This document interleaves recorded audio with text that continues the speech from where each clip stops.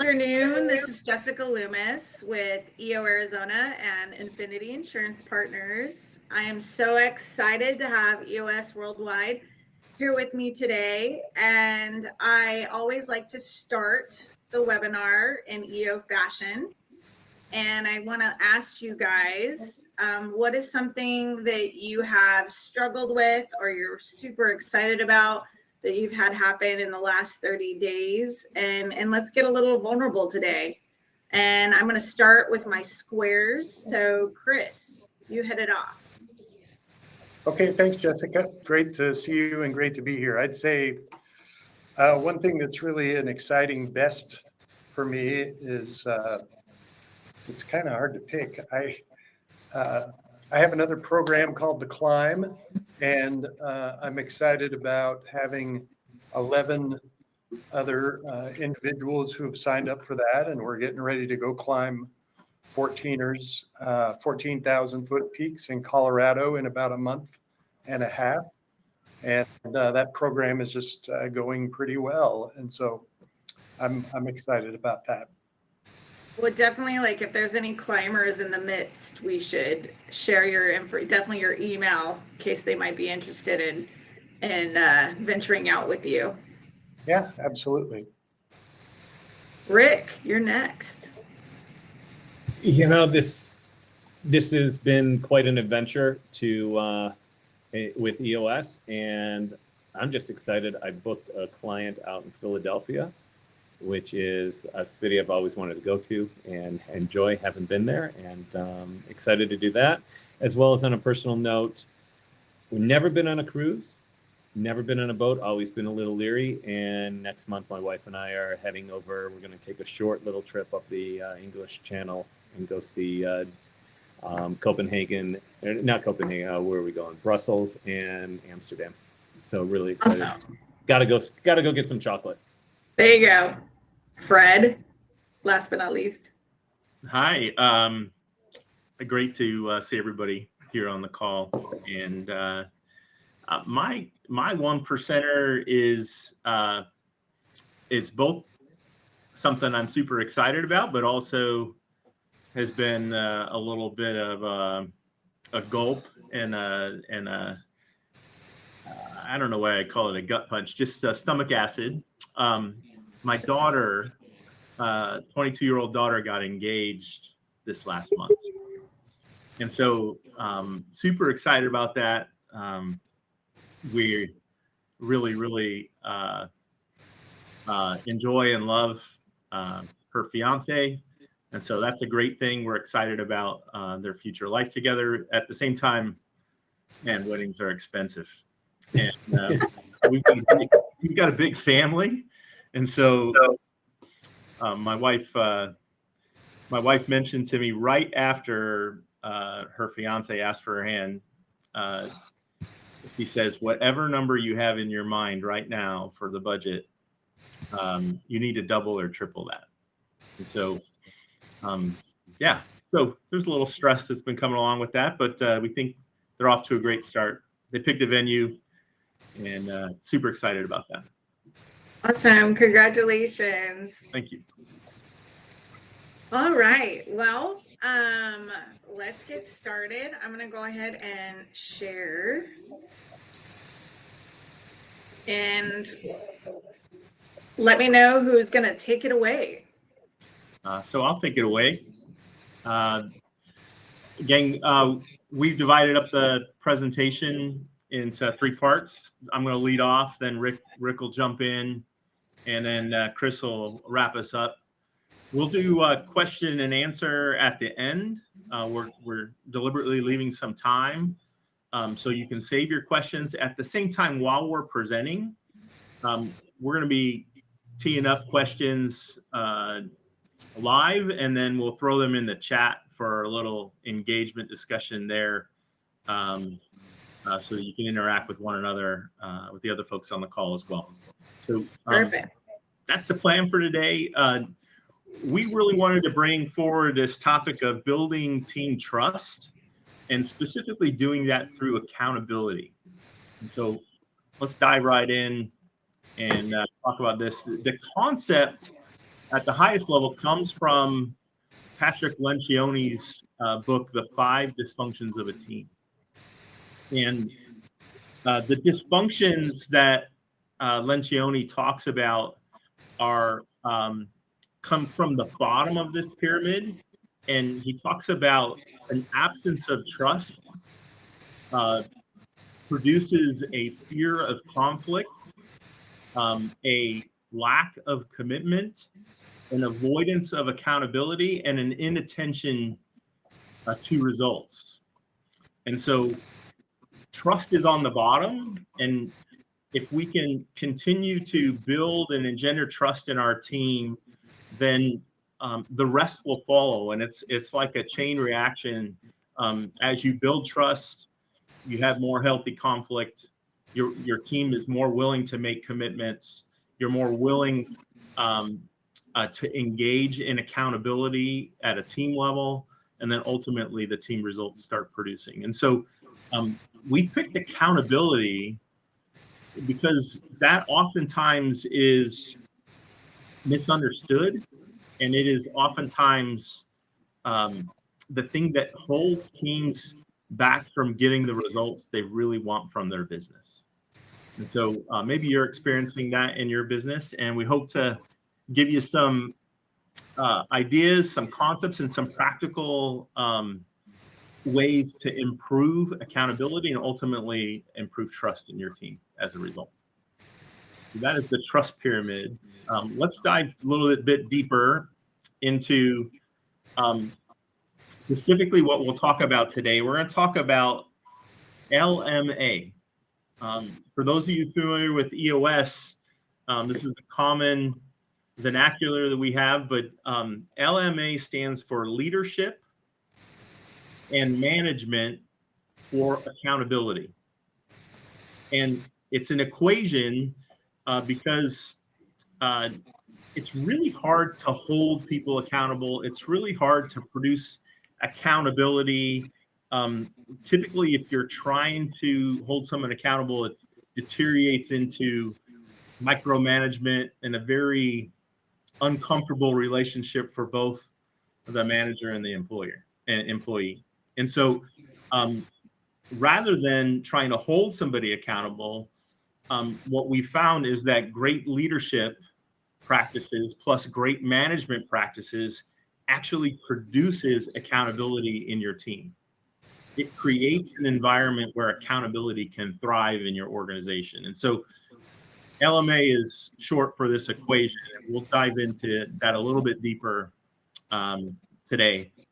Both what are the leadership practices that'll help you to drive accountability, and then what are the management practices that help you drive accountability.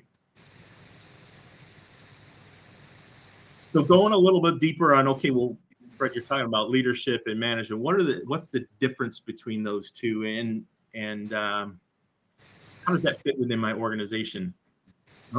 Most entrepreneurial companies don't have the luxury of having pure leaders or pure managers. You just don't have the staffing or the scale of your business where you have purity in either one of those categories. And so your managers and your leaders have to do both, and you have to do both well. And as you do both well, that will produce accountability. And so the way we segment leadership versus management is leadership is working much more on the business.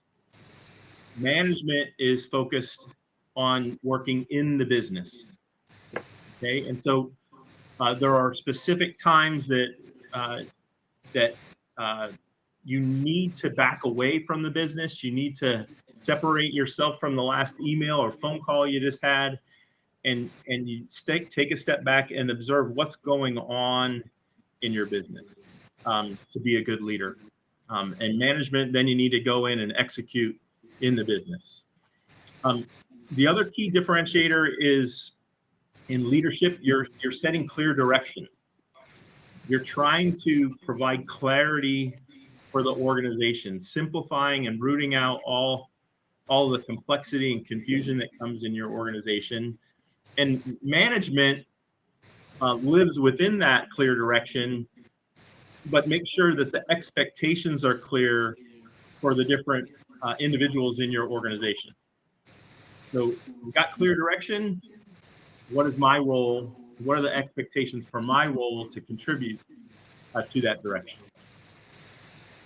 The third thing is in leadership, while we're creating and casting vision, we start building that vision and clarity around the direction we're going, and that starts to create openings in your business. And so the idea of leadership is to kind of speak the ideas and the structures into existence.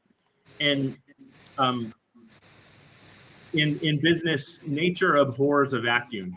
And so when you create an opening, the team and individuals on your team will strive to fill that opening. And defining it clearly helps those individuals to fill that opening more quickly. In management, it's slightly different. Rather than creating the opening, we're just communicating and setting clear expectations, setting boundaries, making sure that there's crystal clarity, good feedback, bi-directional feedback going on,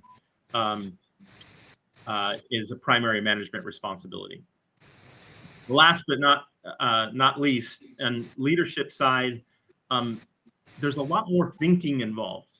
You need to create space and time for you to be able to back away as you're working on the business and thinking about what is going on at large in the business, where management is all about the execution and doing.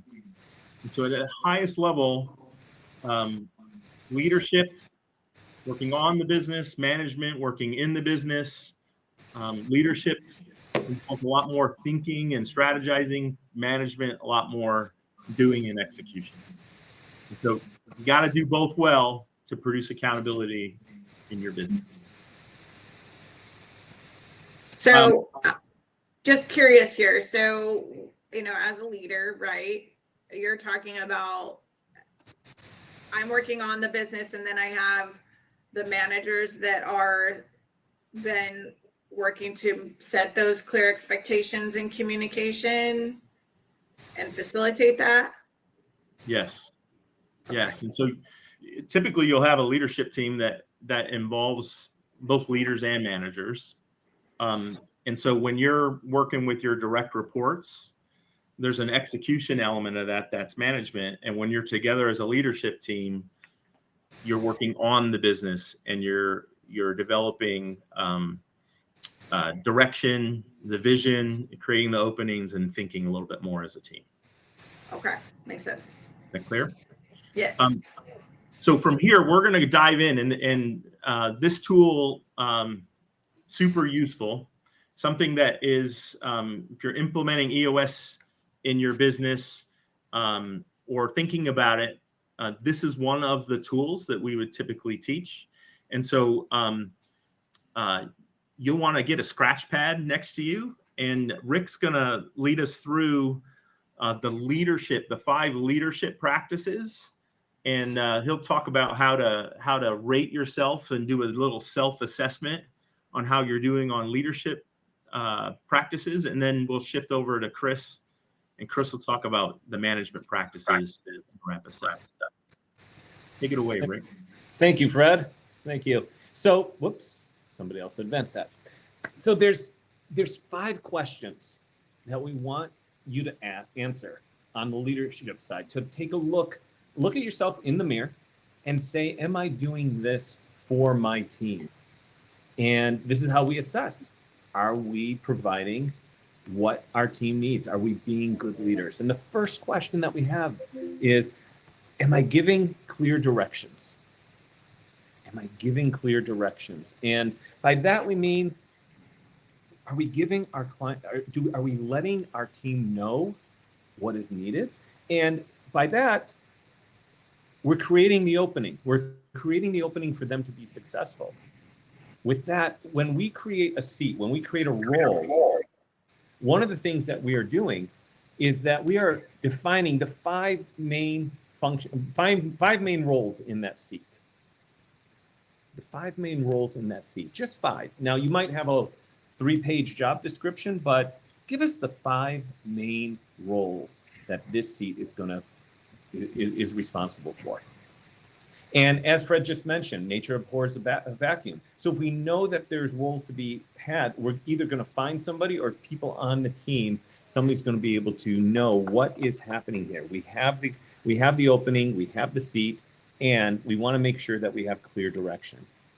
On top of that, are we providing our team a compelling vision? Do they know where we're going? Do they know what the main goals of our company is? Everybody on our team, do they know where we're going? Do they know how we're going to get there? And the tool that we use to summarize that is called a VTO, a Vision Traction Organizer. And just for giggles, if you're familiar with EOS and you're familiar with a VTO, let us know in the chat. If you have one, if you've seen it, if you've read Traction, if you have one completely filled out, if you have no idea VTO, what is that? I've never heard of it. Just let us know. First question, answer this. Am I giving clear direction? Does my team know where we're going, what their responsibilities are? Give us a yes or a no. Give yourself a yes or a no. Do they see that vision?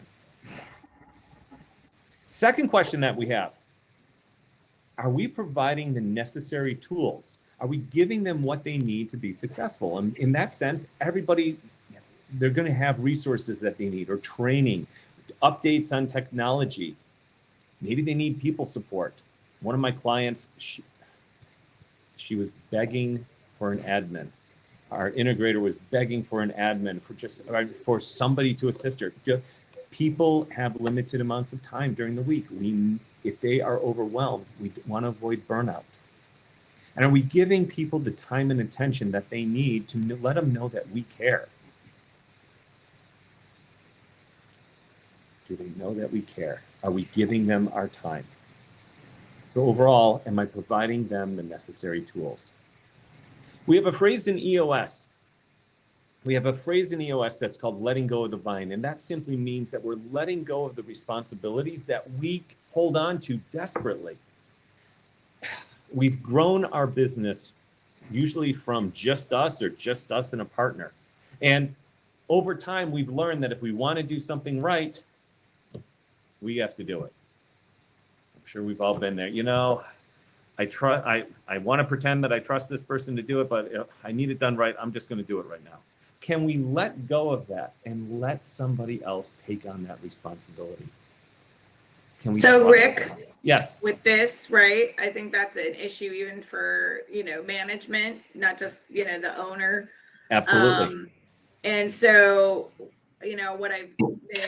what I try to let my management know is like, you're not necessarily completely letting go, right? You're overseeing. So in other words, you're training, you're showing, you're trusting, and you're following up. So, I mean, it's still kind of like in your purview, right? But you're still allowing someone else to take that on for you. Do you remember what Steve Jobs said when he was talking about hiring good people? I don't remember. You hire good people to do a job and you let them do it.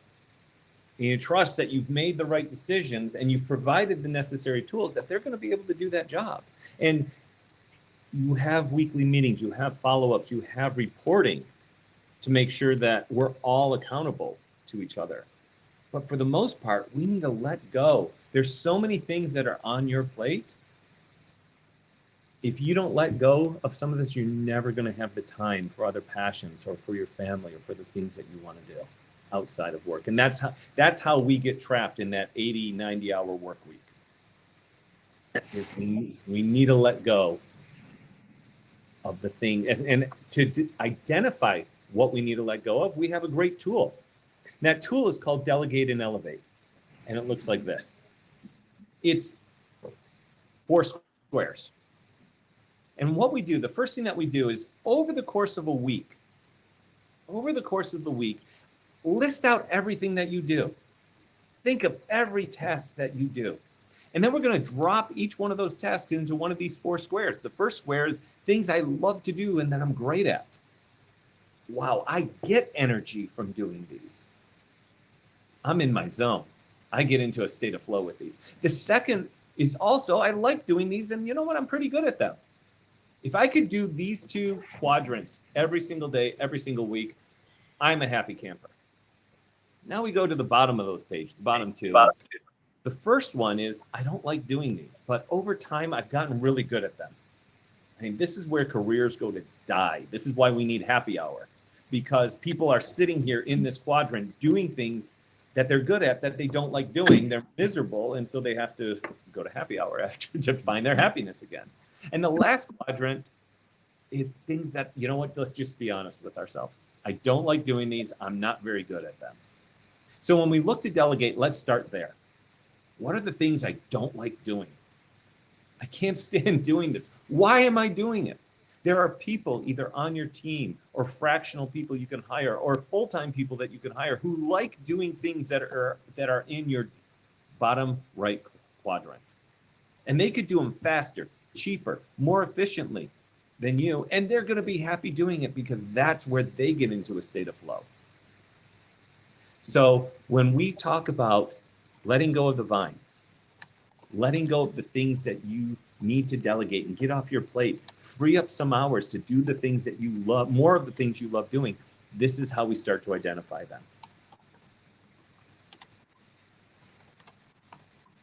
So that's letting go of the vine and delegating. And the fourth question, are we acting with the greater good in mind? And by that, we are acting to make sure there's no sacred cows.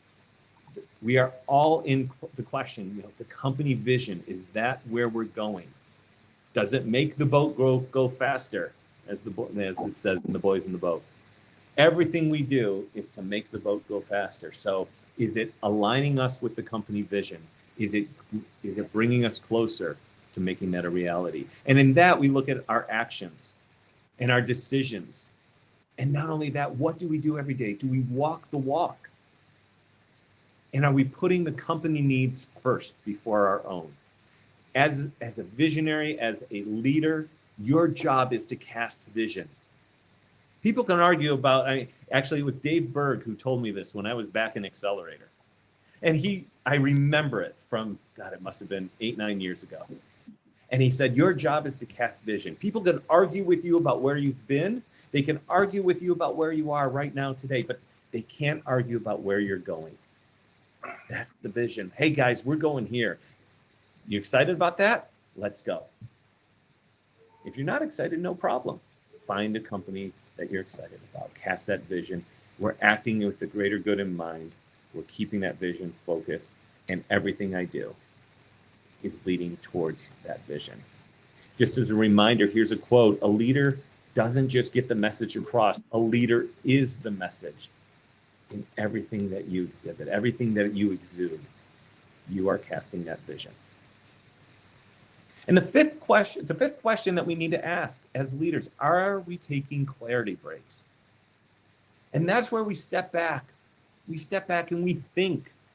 In the book, The Road Less Stupid by Keith Cunningham, he talks about thinking time, taking time to sit down and figure something out. Step back, write down a question and think about it. We are working on the business here. We're working to create clarity. We got an issue. We got some chaos. How do we find the clarity? When you're done with that, you're going to find the best answer. You know, the best way to find the best answer, find 100 answers and pick the best one. Did you know the post office will deliver your business mail? I was trying to figure out, I was like, why are we driving all the way to the post office? They'll deliver your mail to you, to your office. How much time does that take going to the post office, picking up the mail? They actually will deliver it to your office. We look at that and we just think there's answers out there. And There most is. importantly, you know, as Dan Sullivan says from Strategic Coach, the most important thing that entrepreneurs need to do is protect their confidence. Protect that confidence and take the time that's necessary to figure things out, to sit back, get in the zone. That's clarity breaks. In addition, if you need that time, if you need additional time just to clear your head, meditation is a great way. And I always love this quote. You should sit in meditation for 20 minutes a day. And if you're too busy to do that, well, then you should sit in it for an hour. And taking clarity breaks, it gives your mind an opportunity to clear itself and to be open to receiving the answers to the struggles that you're working with. That's why great ideas usually come up when your mind is clear, like in the shower or working out or doing something where you are just literally in the zone. So that's the leadership assessment, 5 questions. And remember, when you're answering these questions, you can look yourself in the mirror and answer them for yourself, but the real answer is here.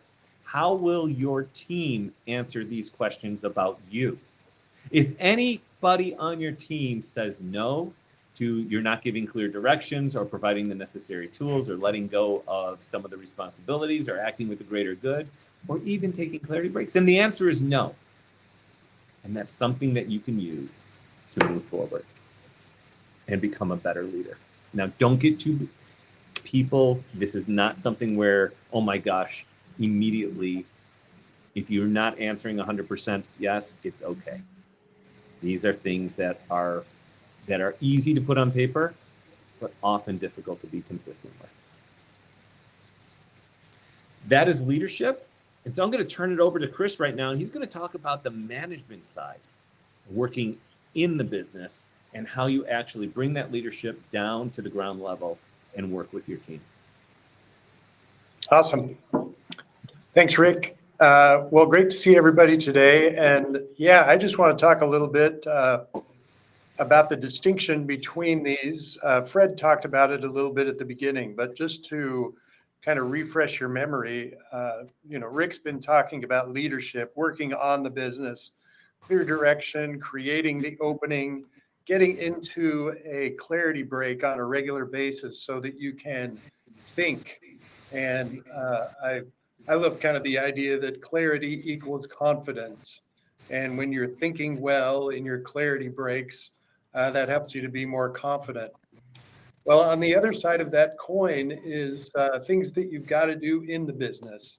In an entrepreneurial business, it's kind of like you're building the business while you are flying it. You're building the plane while you're flying the plane. And it feels, a little bit like a quandary. Which one should I be doing? And the answer is both. And figuring out the right balance. That's why I love entrepreneurial operating system. Is the tool is going to help us to do both of them effectively. So management, again, are the things we're doing in the business, setting clear expectations, communicating well, and executing. Let's go to the next slide. And again, I invite you to take a little self-assessment. Here's a little quote by Jim Collins. The moment you think, or the moment you feel like you have to manage too tightly, you've made a hiring mistake.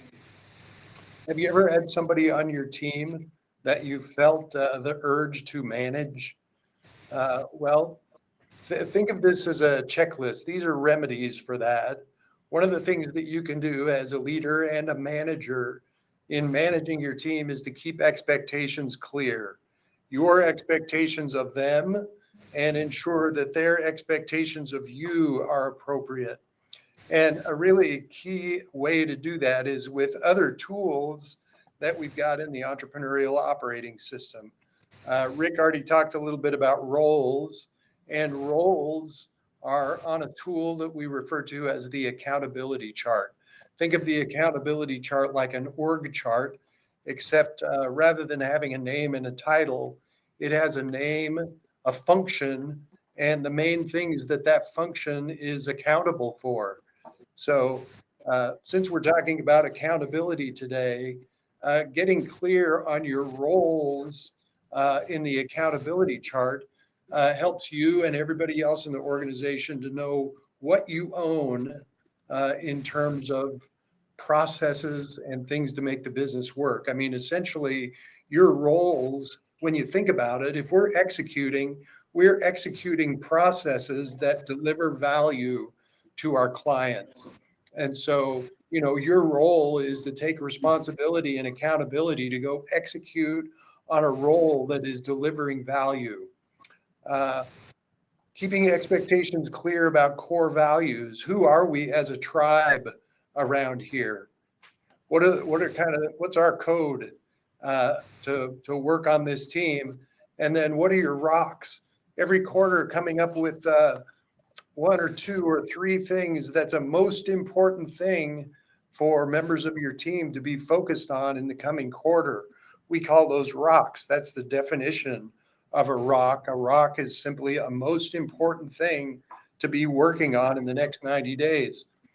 So ask yourself the question, am I keeping expectations clear? Is there a transparent view of what's everybody's role in our organization in delivering value for our customers? Marketing and sales roles, operations roles, finance and back office roles. All those different processes need ownership and accountability to make them work. Let's talk about the next question. If you're keeping expectations clear, your job as a leader is to create an environment where accountable people thrive. Another key way that we do that is by communicating well. Again, kind of like keeping expectations clear. This is, I'm communicating well as a manager, and I'm creating an environment where my team can communicate well with me and everyone else. It kind of goes back to Fred's illustration at the beginning. A team that trusts each other can engage in healthy conflict together. We don't feel fearful. We can be vulnerable with each other and put the things that are important to talk about out on the table. You'll know when you're communicating well and that your teamwork is elevating when you kind of know what's on each other's mind. You're not siloed, you're not separated and trying to hide out from each other. You're actually engaged. You're in the chat and the flow of what's going on in the organization. And the communication is high because the trust level's high. A key thing to remember as a leader is what's your question to statement ratio. Think about that as a leader. Think about your last time with an individual on your team or with your whole team.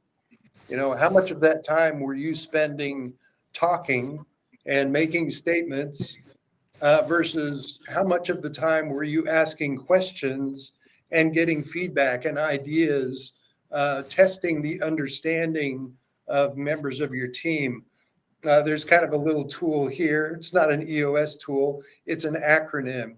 And when you're talking as a leader, it's always good to remember the acronym WAIT, WAIT. And what WAIT stands for is why am I talking? Why am I talking? Ask a question and mine the ideas of members of your team. Get some diverse thinking, get a little healthy conflict going. So communicate well with your team by watching your question to statement ratio. I wanted to ask a question here, Chris, and maybe a statement. I just, if those handouts are available and you are able to share them, at least the self-assessments, we can add them to the handouts link over here. So if one of you wanted to upload those, we could do that. Yeah, perfect. Yeah, we can absolutely do the self-assessment. And in fact, Rick was talking about the clarity break. I would suggest if you took these leadership assessment and the management assessment and just sat with those as kind of a thought starter on a clarity break, you get some great ideas about things you could do to be a better leader and a better manager on your team. Awesome. Here's the third thing I want to talk about is the right meeting pulse. That's something that we really advocate for in the EOS life and in the EOS world is having a consistent meeting pulse. What do we mean by a meeting pulse? We call it a pulse because it happens like a heartbeat. You know, hopefully our heartbeat is pretty regular. And we want our meetings to kind of follow a cadence. We say that there are 5 things that really make for an amazing meeting. And we say that a great meeting starts on time and it ends on time. Those are a couple of key components of a great meeting. And the other ones are, it meets at the same time every week. There you go. There's the pulse part. And it has the same place. So starts on time, ends on same place, same time, same agenda. Wow, if you can get those 5 things consistent, running like a pulse every week, people know when we're going to meet, they know where we're going to meet. There's no having to scramble and decide who's here and who's going to be able to make it to the meeting. You just know that we all have a responsibility to each other and to the business to be there every week, ready to be our best as a leadership team. And when we follow the same agenda, we achieve some pretty amazing things. And even exchange of dialogue, that agenda calls for us to report measurables. And the big thing that we spend a lot of time in the meeting doing is processing issues together. We can talk more about that a little bit later in Q&A, but we say that when you come together in a meeting, you're keeping the circles connected. Those circles there on the left obviously aren't connected. The right hand doesn't know what the left hand is doing. The ones over on the right to the top are probably a little bit too connected. You know, that kind of represents when people are stepping on each other. As a leader or a manager, am I stepping on people because I'm getting in their business all the time and trying to direct everything? But if we can do it right, we keep the circles connected. The right hand does know what the left hand is doing without stepping on each other. Am I having quarterly conversations is another key thing you want to be doing as a manager. And quarterly conversations is really just that. This is not a performance review per se. It's a time to just sit down and have an open, honest, vulnerable conversation with members of your team, one-on-one, to talk about some key things. We say that the main things you should talk about anytime you go one-on-one with one of your people is, what are their rocks? You know, if there's something that's a most important thing for them to be working on in the next 90 days, that's probably a pretty good thing for us to talk about. How is that going? What can I do? How can I help you get the resources? Do you have what you need so you can help people to be successful and convey an expectation that you really expect them to go work on the things that are most important? We want to talk to them about their roles. We already talked about that a little bit, but if they've got key things on the accountability chart, key functions and key processes that they are accountable for running smoothly, let's talk about it. How do we measure those processes? Are they happening the way that we expect? And then we always talk about core values. That's a really powerful thing to talk about with a team member because everybody loves to be a part of the tribe, right? And when we recognize and reward people by telling them, hey, you know, I saw you with that client last week, and that was really amazing. The things that you did in that conversation with them really align with our core value of putting the customer first. That was a really nice job. So talking with your teammates, team members about their rocks, their roles, and their core values are always great topics. Let's go to the last one. We can talk about the people analyzer, and then we'll wrap it pretty quick here for some Q&A. I love this quote from Napoleon Bonaparte. He said, no amount of money will induce someone to lay down their life, but they will gladly do so for a bit of yellow ribbon. You know, we all love to be recognized. We all love to be a part of something that's bigger than ourselves. And we love the reward of just being recognized for a job well done. You know, so going back to that quarterly conversation and talking with somebody about the core values wins, giving core values call outs, that's a great way to give positive feedback. By the same token, we want to give constructive criticism quickly. You know, if I'm sitting here today and I'm thinking about something that really ticks me off about what Jessica did last week in a meeting with a client, I am just wasting a lot of time. You know, we say that me and why am I ticked off about it? Probably because it didn't go the way that I expected that it would, right? Right. And you know, I like to tell the clients that I work with that unexpressed expectations are really just premeditated resentment. And I would have to say I'm probably the worst when it comes to recognizing people because I am not, that is not where I get my, you know, I guess my feed from. That's just, I'm not like recognition. I like to give out money, you know, things like that, but I won't, I'm the worst. So Amber, she's my go-to when it comes to rewarding people. Yeah, so that's good, vulnerable admission, Jessica. And I would submit that, you know, probably as much or more than a Starbucks gift card, telling somebody how you saw them really live into one of your core values is going to be more meaningful. There's your bit of yellow ribbon. There you go.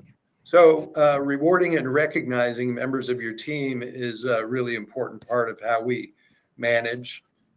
Criticize in private and praise in public is a key. People like to be recognized for good things in front of their peers. I got one other really quick one for you. I like a little acronym that's a reminder when something's gone sideways with an employee or a member of your team. A good way to not be fearful of having that conversation quickly is to remember OIQ.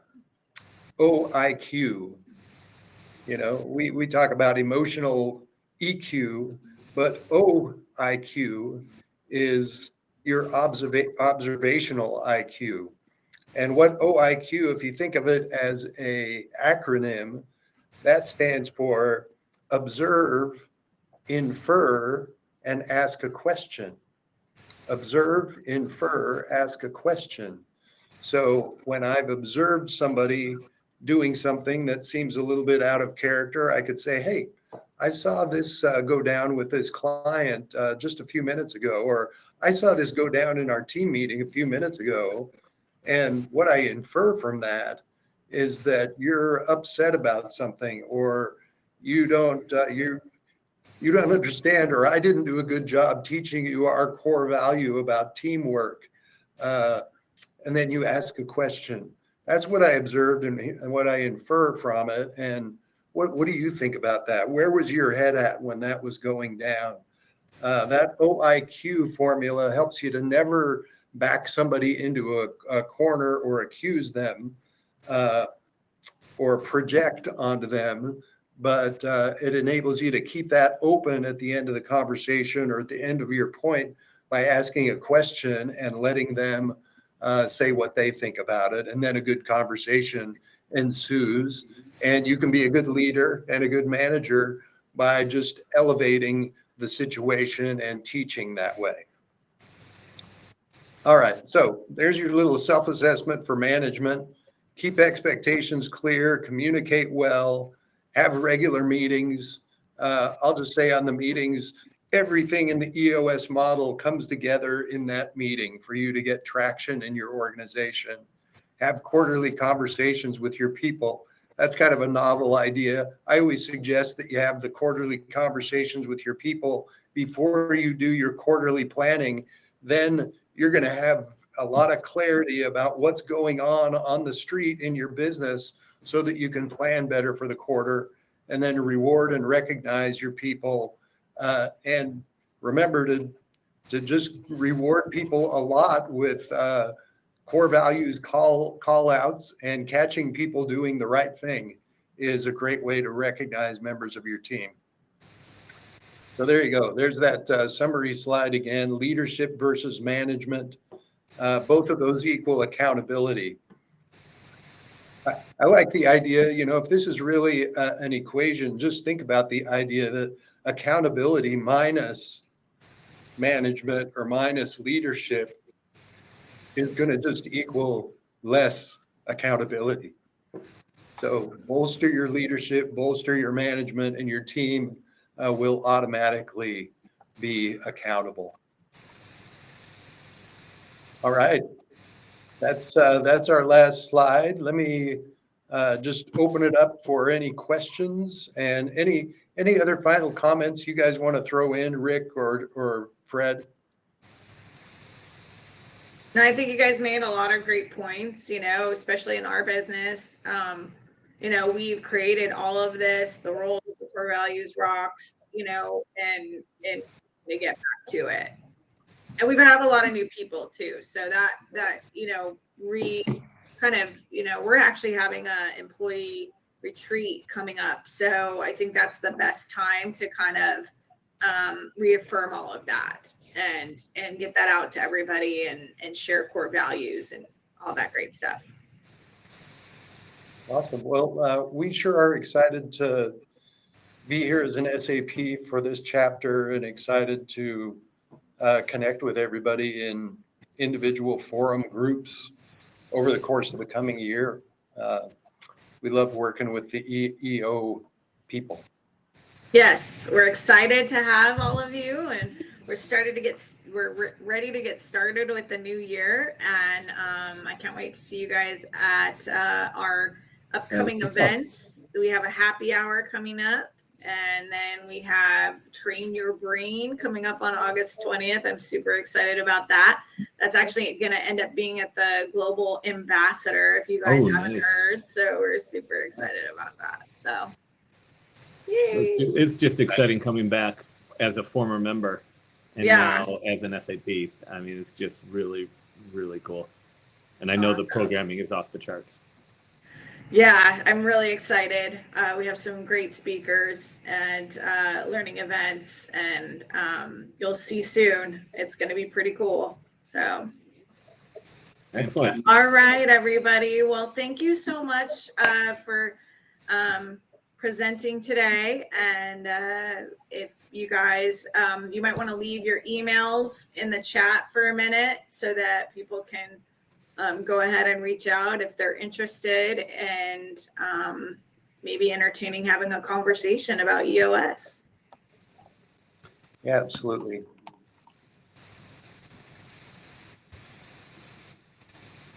And also always please feel free to reach out to me, and I have the information as well. Fantastic.